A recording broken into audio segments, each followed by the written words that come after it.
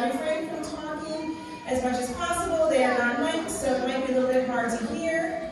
And please do keep the aisles clear because the students will be going on and off stage throughout the performance. At this time, I will hand it over to Ms. Gunwarden for Ms. Scarce and Ms. Trainer's class for a performance of 'Twas the Night Before Christmas.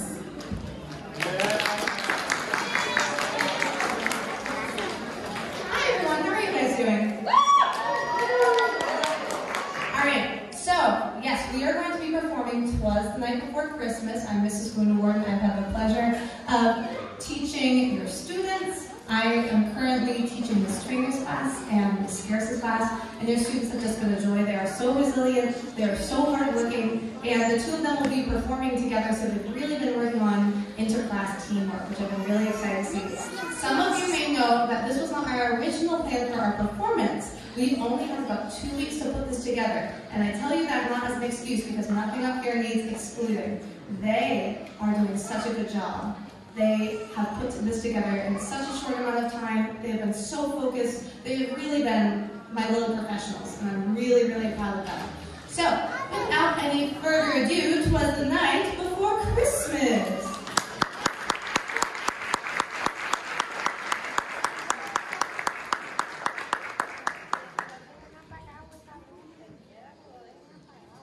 "'Twas the night before Christmas.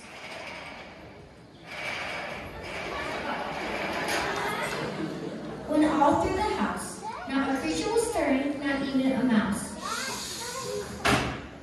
The stockings were hung by the chimney with care, in hopes that St. Nicholas soon would be there. The children were nestled all snug in their beds, while visions of sugar plums danced in their heads.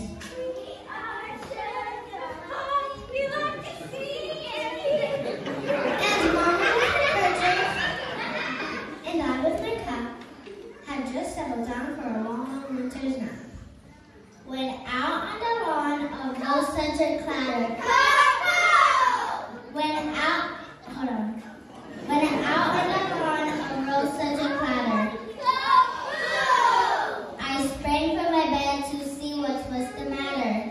Away to the window I flew like a flash, and tore open the shutters and threw up the sash. The moon on the crust of the new fallen snow gave the luster of midday to objects below. When what to my wondering eye should appear but a miniature sleigh and 8 tiny reindeer. With a little driver so lively and quick, I knew in a moment it must be St. Nick.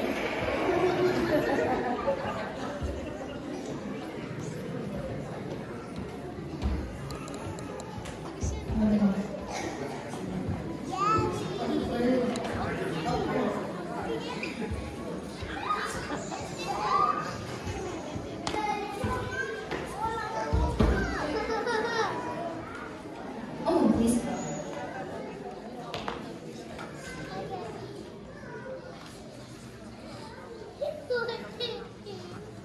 More rapid than eagles, his horses they came, and he whistled and shouted and called them by name. Now Dasher, now Dancer, and Vixen, on Comet, on Cupid, on Donner and Blitzen, to the top of the porch, to the top of the wall. Now dash away, dash away, dash away all. As dry leaves that before the wild hurricane fly, when they meet an obstacle, mount to the sky. So up the housetop the coursers they flew, with a sleigh full of toys and St. Nicholas too. And then in a twinkle I heard on the roof the prancing and pawing of each little hoof. As I drew my head and was turning around, down the chimney St. Nicholas came with a bound.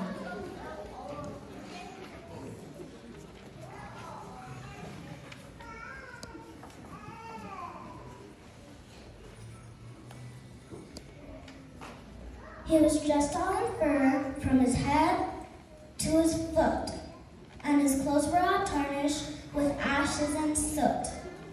A bundle of toys he had flung on his back, were just opening his pack.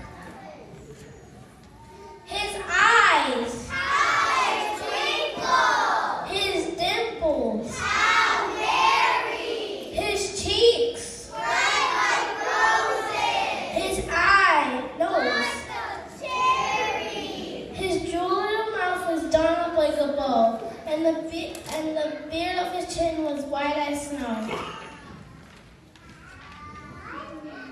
He was chubby and plump, a right jolly old elf. Ho, ho, ho! And I laughed when I saw him, in spite of myself. A wink of his eye and the twist of his head soon gave me to know I had nothing to dread. He spoke not a word but went straight to his work, and filled all the stockings, then turned with a jerk, and laying his finger aside from his nose, and giving a nod up to the chimney, he rose. He sprang to his sleigh till his teeth gave a whistle, and away they all flew down of a thistle. But I heard him exclaim, ere he drove out of sight,